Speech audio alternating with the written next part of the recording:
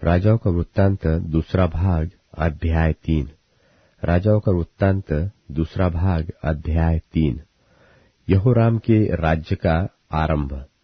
यहूदा के राजा यहोशापात के 18वें वर्ष में अहाब का पुत्र यहोराम शोम्रोन में राज्य करने लगा और 12 वर्ष तक राज्य करता रहा। उसने वह किया जो यहोवा की दृष्टि में बुरा है, तो भी उसने अपने माता पिता के बराबर नहीं किया, वरन अपने पिता की बनवाई हुई बाल की लाठ को दूर किया। तो भी वह नबात के पुत्र यारोबाम के ऐसे पापों में, जैसे उसने इस्राएल से भी कराए, लिपटा रहा और उनसे न फिरा। मोआब पर विजय। मोआब का राजा मेशा बहुत सी भेड़ बकरियां रखता था और इस्राएल के राजा को 1,00,000 बच्चे और 1,00,000 मेंढों का ऊन कर की रीति से दिया करता था। जब अहाब मर गया, तब मोआब के राजा ने इस्राएल के राजा से बलवा किया। उस समय राजा यहोराम ने शोम्रोन से निकलकर सारे इस्राएल की गिनती ली और उसने जाकर यहूदा के राजा यहोशापात के पास यो कहला भेजा कि मोआब के राजा ने मुझसे बलवा किया है, क्या तू मेरे संग मोआब से लड़ने को चलेगा? उसने कहा, हाँ, मैं चलूंगा। जैसा तू वैसा मैं, जैसे तेरी प्रजा वैसी मेरी प्रजा, और जैसे तेरे घोड़े हैं वैसे मेरे भी घोड़े हैं। फिर उसने पूछा, हम किस मार्ग से जाएं? उसने उत्तर दिया, एदोम के जंगल से होकर। तब इस्राएल का राजा और यहूदा का राजा और एदोम का राजा चले, और जब 7 दिन तक घूमकर चल चुके, तब सेना और उसके पीछे पीछे चलने वाले पशुओं के लिए कुछ पानी न मिला। और इस्राएल के राजा ने कहा, हाय, यहोवा ने इन 3 राजाओं को इसलिए इकट्ठा किया कि उनको मोआब के हाथ में कर दे। परंतु यहोशापात ने कहा, क्या यहाँ यहोवा का कोई नबी नहीं है जिसके द्वारा हम यहोवा से पूछे?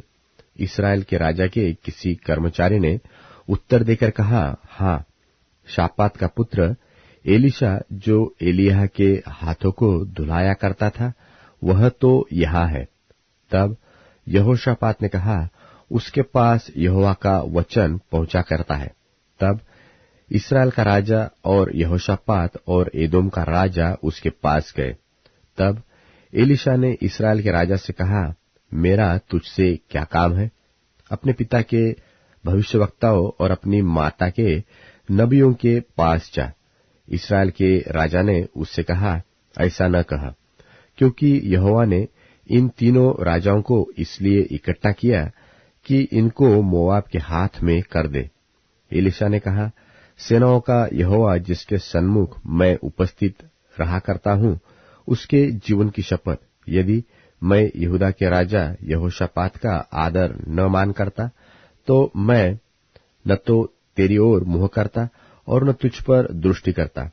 अब कोई बजवैया मेरे पास ले आओ। जब बजवैया बजाने लगा, तब यहोवा की शक्ति एलीशा पर हुई और उसने कहा, इस नाले में तुम लोग इतना खोदो कि इसमें गड्ढे ही गड्ढे हो जाए, क्योंकि यहोवा यो कहता है कि तुम्हारे सामने न तो वायु चलेगी और न वर्षा होगी, तो भी यह नाला पानी से भर जाएगा और अपने गाय बैलों और पशुओं समेत तुम पीने पाओगे।